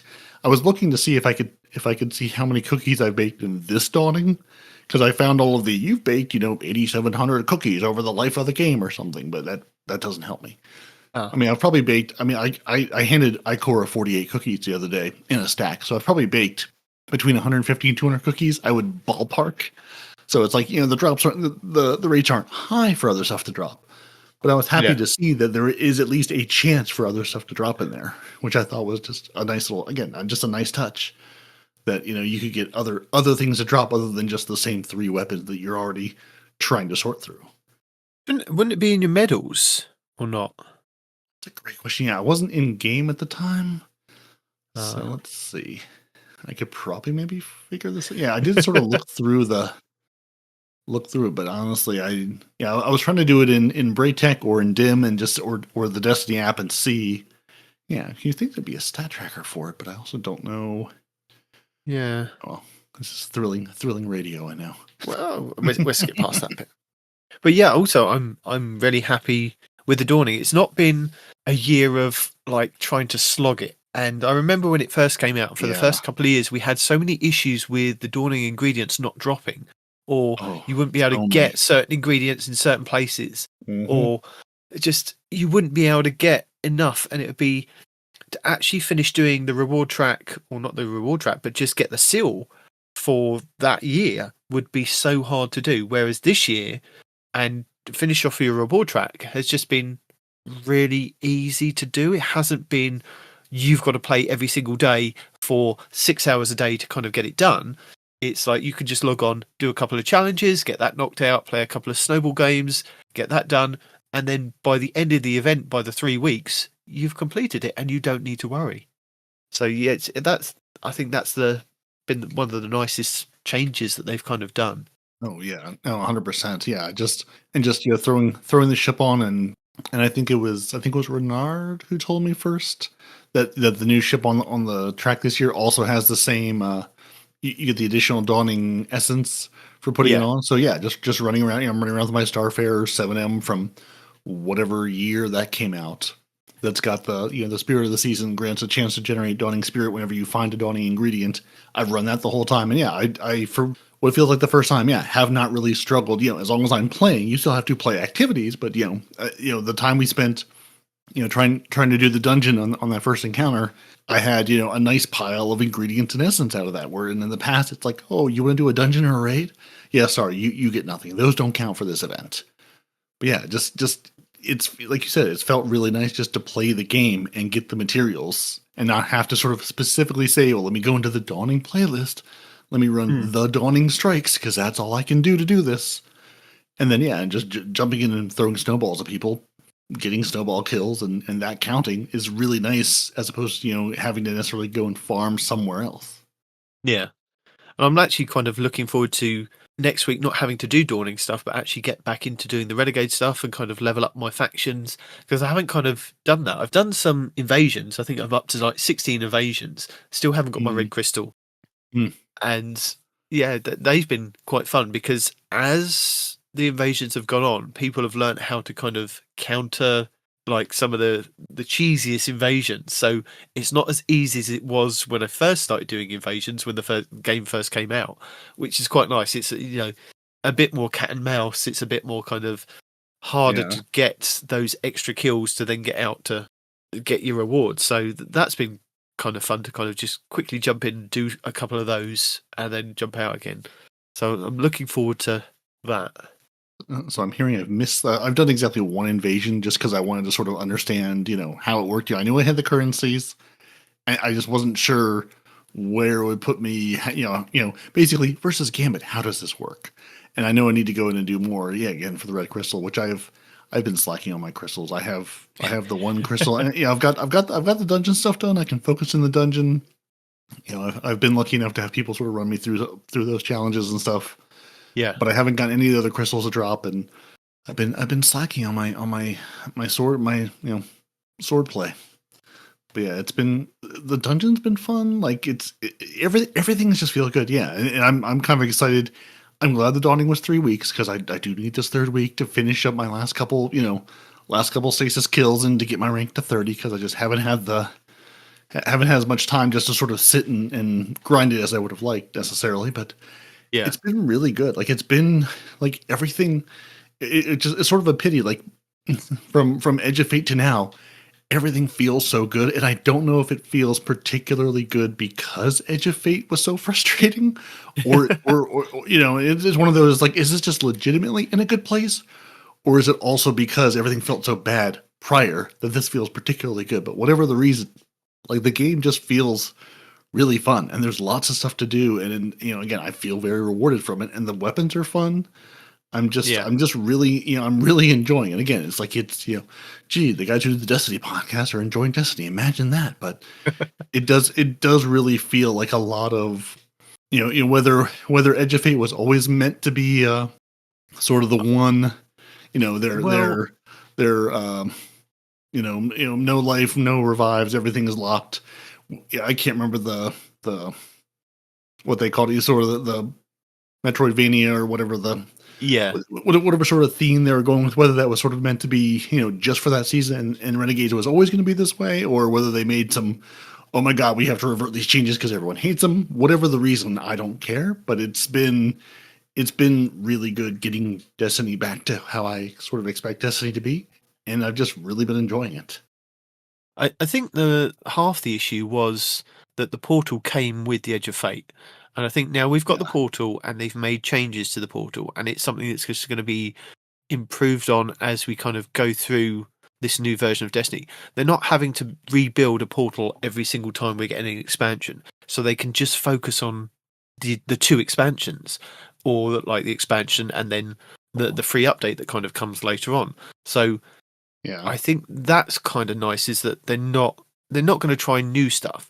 I think they missed out the fact that their player base has all kind of grown up, and for the majority of us, we've been here for those 10 years, and a lot of people started playing like in their teens, and they're now in their late 20s, and it's like we now have family, we have responsibilities, we have to, unless you're a full-time streamer kind of thing, things have kind of taken that priority. We can't do the no life, let's just play Destiny all the time kind of thing. We don't want it all on the hardest difficulty. We don't want everything kind of locked. We want to just be able to jump on, play, have fun, and get off again. And I think that's the problem that we had, is that a lot of the things that they were kind of pushing towards is just kind of making this ultra hard game that you could only get the tier 5s from doing X, Y, and Z in the hardest settings. And it's like that. Yeah, that's good, but that's not for the player base now. The player base has kind of grown with your game, and you're going to get new people in, but just it's one of those kind of balancing acts. But the portal, now that it's here, isn't going to be something that's being built from the ground up every single time, so that they can now focus on doing the expansions and then rejuvenating the portal or improving the portal each iteration that we kind of, or each expansion that we kind of get. Yeah, and honestly, it's like, is Renegades in the portal? Like, is the Lawless Frontier in the portal? Because it's funny, because I've seen some people say, well, yes, it is, and some people go, well, no, it's basically its own planet. It's essentially on the director. It just, you go through the portal to get there. So it's like, I'm almost, it's like, so I'm not even sure where to take the, like, am I in the portal right now, or am I not in the portal right now? It's like, for all the people who are just like, the portal's terrible, delete the portal, which is obviously never going to happen. No. But it's just like, I mean, it really feels like we've gone back to I'm on the director, I've gone to a planet, I'm doing the activity on that planet, the portal's there, but like, I don't feel like I'm in the portal to do it. Yeah. So, I don't know. I think that's one thing that they kind of need to integrate the world map and the portal. And I think when Renegades comes to the end and we get whatever the new thing is, that on the director we have whatever the new thing is, then below that we have the world map, and then we have a separate node for the tower. But on the world map, I think they need to remove the Crucible node, and I think they need to remove the Vanguard node, and that's where they can put like the two planets. They could go, right, if you want to do the Renegade stuff, it's up here where this used to be, and if you want to do the Edge of Fate stuff, it's at this planet over here that you can kind of go to Kepler and do these things over here. And I think the legendary thing, they could kind of move slightly down or off to the side or whatever, make its own little kind of button, or even just remove that and put that into the portal. So we have a legendary tab in the portal, so that when you look at the portal, you can go to the world map, and it does incorporate the stuff that's kind of like legacy stuff and the Renegade stuff and the Edge of Fate stuff, but they're all kind of in that planet world map. And you just, because let's face it, we've now started getting things like Mayhem and some of the other game modes. I can't remember the other game modes. Showdown into the actual Showdown, Portal Crucible maps or modes. So you don't need that. You don't need that over there. You really don't. And nobody's playing the Vanguard one, because if you integrate the strikes into the Portal, you can take that node out as well. So that's how I see it kind of going. Oh yeah, no, 100%. Like, there's just, I mean, I would love to see their numbers on. Has anyone gone in there? I mean, again, like, unless you're looking for a private match, like unless you're doing private matches of PvP or something, is anyone playing that side of Crucible? Is anybody going in there? Like, there's just, I mean, maybe if Rumble is up, again, I haven't looked, but maybe if you want to play Rumble, it's over there versus the Portal sometimes. But like, it's like, why are there two of these? Just put it all in the Portal. There. There's nothing. Yeah, there's nothing there for anyone. Yeah, put it in the Portal. Let us, you built this thing. Now put the game mode in it. Move them over. Yeah, but no, I agree with you. Just take anything that's in the Portal. Just go ahead and take that node off the director, or if you click it, just to have it bring you into the Portal version. Like, you don't need to have two places to go play this. One where you can get loot that's useful to you, and one where you get loot that's useless to you. Just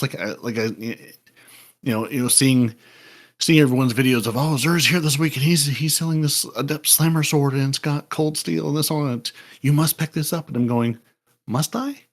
Is there any reason to have this? Is there anywhere I would use this? It's not a tiered weapon. It's in the old system. Like, why? Other than, again, we've talked at length about, hey, I mean, this is your job, is to hype things up and have people watch your videos or whatever. But like, is there any world where I would ever use this? Because I don't think there is.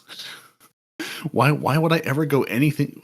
Now that I'm sitting at 550 and I can get tier 5 loot out of things, why would I ever go back to the untiered loot? Why would I mean, again, like, unless I'm trying to do like a speed run or, like something very specific, if I'm just going to play the game, why would I ever go back? Like, is there any reason ever to go back? And I can't think of one. I don't think there is. So it's like, yes, it's there. You could have it, but why? It's not going to be a better anything. So I don't know. It's here. You can get it. Yeah, I sure could, but I'm not going to. You say that, but I've been using my Lethal Abundance in trials for quite a few months, even in this new tiered system, and it works brilliantly. Just fair. Yeah, fair. PvP, PvP is the outlier. Yeah, PvP is different for sure. Yeah.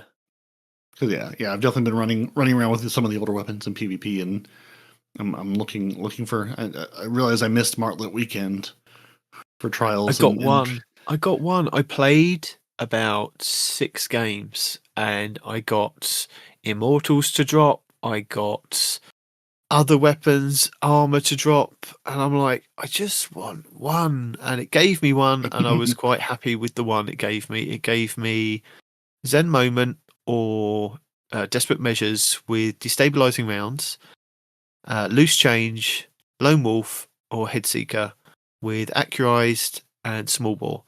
So I've got Zen Moment, Lone Wolf, Accurized, Small Bore. It's got a Masterwork of Stability, so I've put an enhanced range on there. I've got a range of 72, stability of 82, handling of 73, reload of 66, aim assistance of 66 or 69, sorry. So I was happy with that one, but then I saw that there are other ones out there that do other things that are a lot better. So now I'm jealous. But I got one to drop. I even tried to play the week that you were trying to get the hand cannon. Didn't get one hand cannon to drop.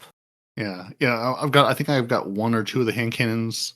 I have 2 martlets. I don't remember. I feel like I got 1 from trials and 1 from a gift in return, but I might be wrong. I might be mistaken. They might have both come from trials. I don't remember because I missed the weekend that martlet was up. I did play with Blue and was it Pan? Whether we drug it? No. I'm drawing a total blank now. Noble, I think you had. Oh yeah, probably was Noble. Yeah. Because again, just I mean, if you're going to play trials for the weapon, go in as a 3-stack. And I know what Blue told me is basically like if you can do damage I think it's basically if you do damage, you're practically assured getting a weapon to drop. If you manage to get a kill, then it's going to give you maybe a couple. But like it felt, and again, like it felt like with our totally unscientific testing, like if you at least landed some shots, if you at least had some numbers for damage, you were going to receive, either armor or a weapon every time the round, every time the set ended. Yeah. Which you can get a good number of rolls just by playing with a 3-stack. The key is you need a 3-stack because Bungie really wants to incentivize going in and playing this with people. So if you can lure 2 other people in, and then triple check to make sure you pick up the card, sort of the card with the black icon on it, not the gold icon. So you're going in and just playing to play, not because you think you're going to the lighthouse. It rewards you handsomely for just playing rounds, just going in and saying, "Hey, one? Yeah. It's one. I mean, it does say like some, and again, like I almost wish they made the words a little more clear because I always pick up the gold one because I want to go to the lighthouse. Okay, we'll see. Well, if you're going to the lighthouse, go for it. But if you just want to go in and play, just pick up the black one because I think it'll reward you just for wins. And then if you're going with a 3-stack, again, like it rewarded us, handsomely for just being a 3-stack.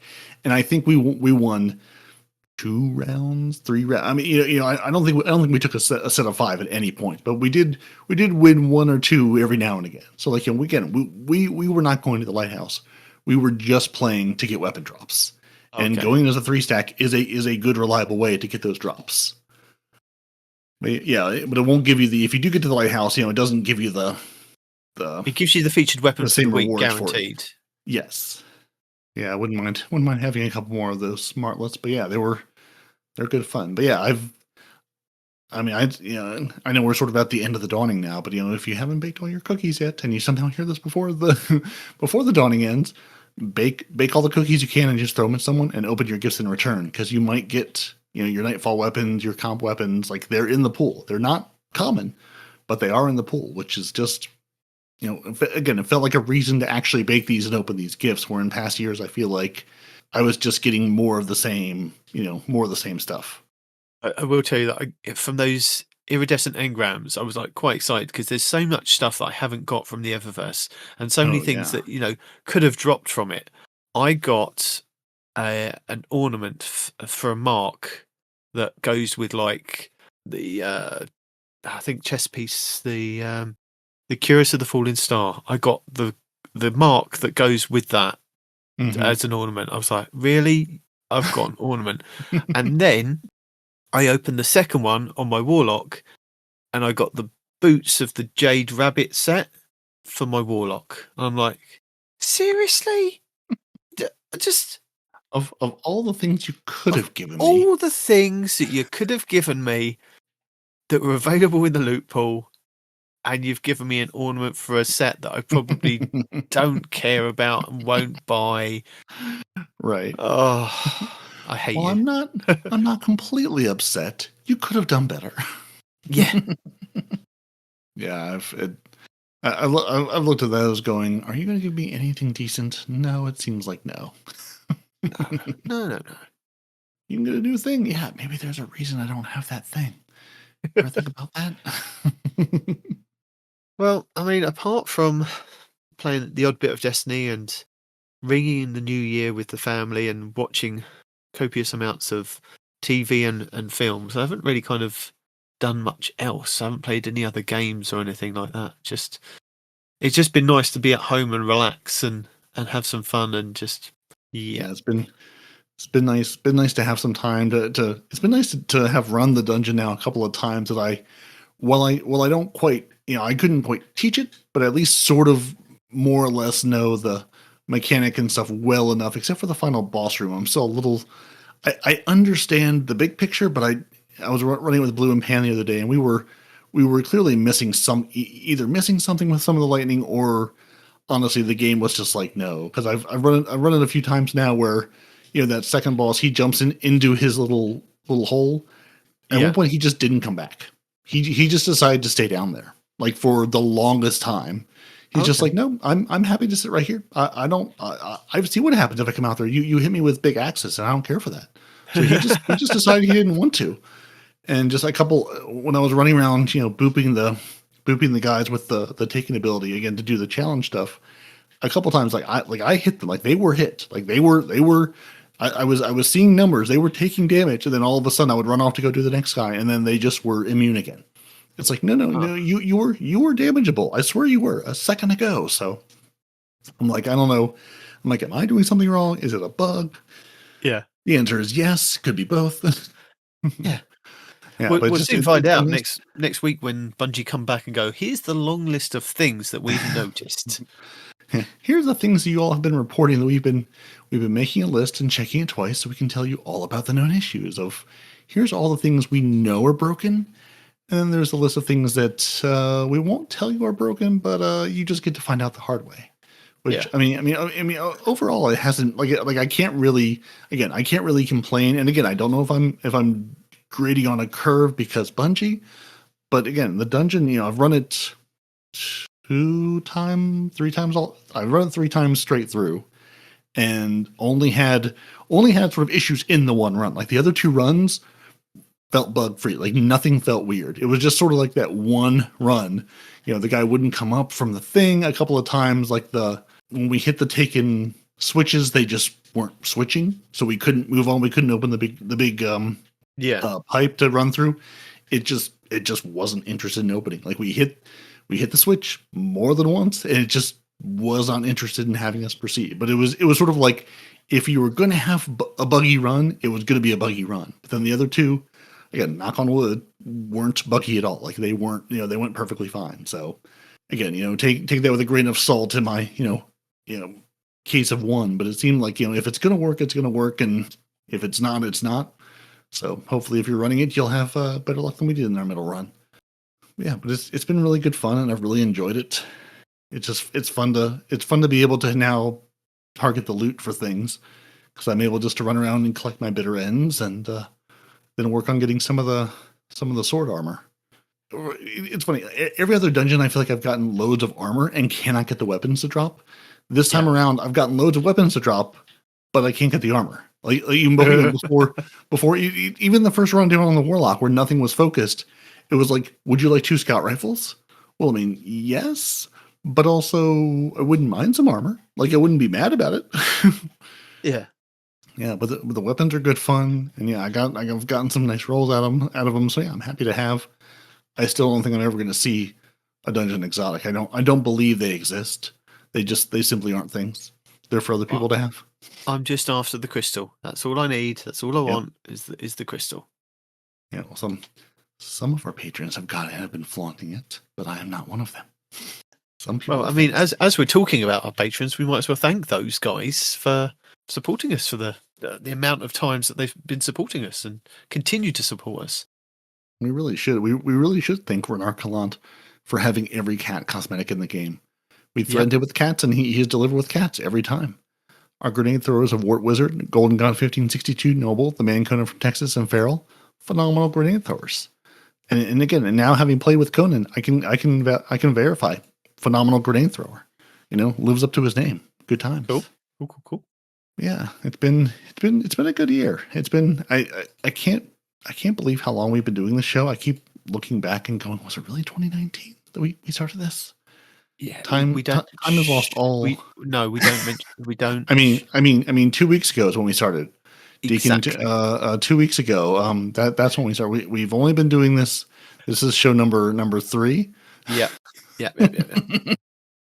I was wondering. I was wondering if I should have messaged you going, Are you allowed to come to a show this week? Have you been good this week? Have you done enough chores? Yes, we've done enough chores. Yes, all the Christmas decorations got taken down early this year and not just left for me, which was quite nice. New year, and we're done now. Christmas is over. I don't like to put them away because I like to continue to have the celebrations afterwards. But it's just nice for me not to kind of have to panic to get them down this week and do everything else with kind of getting the kids back to school. So that was quite kind of nice. Yeah. One major task at a time. Yeah, and we took the kids out yesterday to the local kind of amusement place that we've got passes for, and it was quite nice to go there on the 2nd and then still to have their Christmas decorations up and still be doing Christmas stuff. They had a couple of roasting stations where you could buy giant marshmallows and do s'mores roasting and things like that. So that was really nice that they had all of that, the Christmas music still playing. Because when you go to the normal shops, as Noble said, it was all down the next day. It was like really depressing to kind of go to the shop and just see everything kind of gone, apart from like reduced stuff for Christmas. It's like, really? Welcome to Easter. Could we not take it up to the 1st at least? Right. It's that week of nothingness, and we celebrate it up until that point, really. Yeah. Yeah. I mean, that's the week of liminal space. Like nothing is real, nothing happens, and you can't be held accountable for how many sweets you eat. That's the rule. I don't just got to get into government and become the prime minister and put forward a law to say, yes, we are going to continue Christmas up until that date. You are not allowed to take down any decorations. We must celebrate until we can't celebrate. Yeah, I mean, it starts in August, so I mean, what's another couple days afterwards? Exactly. I mean, I walked into a store to do some shopping, and of course, it's already Valentine's Day. Like all the Christmas is Christmas. What's left of it is 80% off, 75% off, whatever, and then everything is Valentine's Day. I'm like, no, it's no, over here it's Easter. We've got all the Easter eggs out and things Easter, like that. Huh? Valentine's Day is an afterthought that comes around towards the end of. I think at the end of January, I think they go, oh, hang on a minute, there's Valentine's Day. We must fill our shelves with heart things, and then that's it. Red and pink candies, quick, faster. Yep. But so next week we've got a TWAB to look forward to. There'll be some more videos that I've watched to recommend, and proper show, not just us kind of rambling. Yeah, us rambling and waffling over whatever. Or we could just turn it into a waffle show if you really want us to. We could just talk about what we've been doing each week. Yeah, I mean we can just what movies we watched, what games we've played, if we've touched Destiny, how Destiny is feeling in the moment. Yeah. I've seen so much like Destiny in 2026, what's it going to be? I'm like, probably about the same as it is now. It's either going to be good or bad, depending on if you're enjoying it, presently. It's going to continue, and we're going to continue. We're just going to be here in your lug holes each and every week until one of us has a holiday, and then we panic and go, Noble, hello, Noble. Yeah, exactly. That's the rule. I don't know if you were told differently, but that's the rule. Yeah. We're like, Noble, Donnie, someone, fell off a ledge. But this week, we're just going to say goodbye to everybody, and there's not going to be a hidden song at the end of the show. I promise. No more singing. This is going to be the year of no singing. Well, maybe not. I can't. Maybe I shouldn't say that. Maybe I just say just today. There's no singing at the end of the show. It's the 3rd of January. Saying this is the year of no singing is a big claim to make at the beginning of the year. I mean, you've got so much year left to make that if people upset me, they'll be singing. Yeah, no, exactly. I mean, singing is revenge at this point. Yes. No singing unless you make Nitedemon upset, or someone suggests you should be a chipmunk. Then then there's singing and chipmunkery. Yeah. Or if I just get bored, and it makes me laugh while I'm editing it. Like last week, I was like, I know I threatened him with singing. But when I started doing it, and I was like, I'm enjoying making him sing. I love the AI Noble singing, and who better to kind of accompany him but Peroty? And towards the end, I think you both kind of melded into the same person. You both sounded the same to me, so it's like, why not then go out on a duet? So Yeah. I was wondering. I was listening to this, going, okay, we had to just 2 distinct voices, but there was definitely some melding of. While I absolutely do throw a British pronunciation in every now and again, there was definitely a moment where I was like, I'm sounding very Noble-like in my pronunciation all of a sudden. Yeah. And it doesn't quite sound like me. Sometimes it is frighteningly good, or I'm going, that's, again, even with my nasally stuttering and cadence, I'm like, it sounds a lot like me, which is, I'm like, no robot, you shouldn't. Yeah. I know Nitedemon has many hours of my voice recorded, but come on, you shouldn't be able to clone me that well. But some sentences it sounds like it definitely was showing it. No. Yeah, sometimes it does. Sometimes it's like, well, it's the essence of him, but not quite the same. Yeah, so I mean, no song this week, but I wouldn't make any guarantees about the year. I mean, that's No, mate. you have an entire year to get through. I mean, who knows what this year is going to bring? So I wouldn't throw that gauntlet down quite so early in the year. No, right. Okay, no, yeah, you're right. But yeah, and then next week we'll have Destiny and videos and all sorts of nonsense for you. But yeah, thank you for joining us. Your Titans are Peroty and Nitedemon. You can find the show wherever you get your podcasts. Just search Two Titans and a Hunter.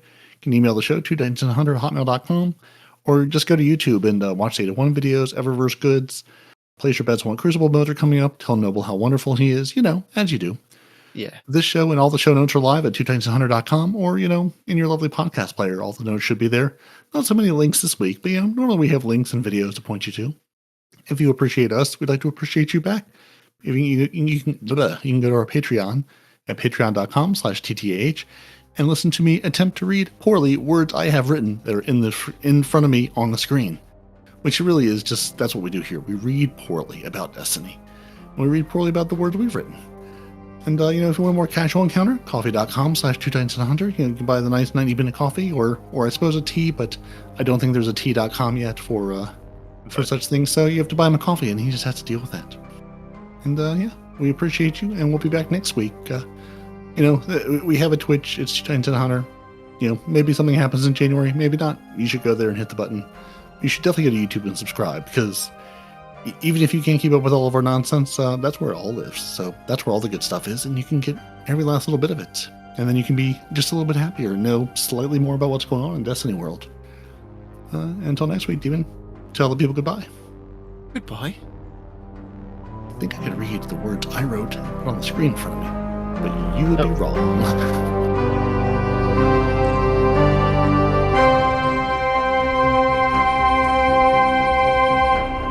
Two Titans and a Hunter, a Destiny 2 podcast.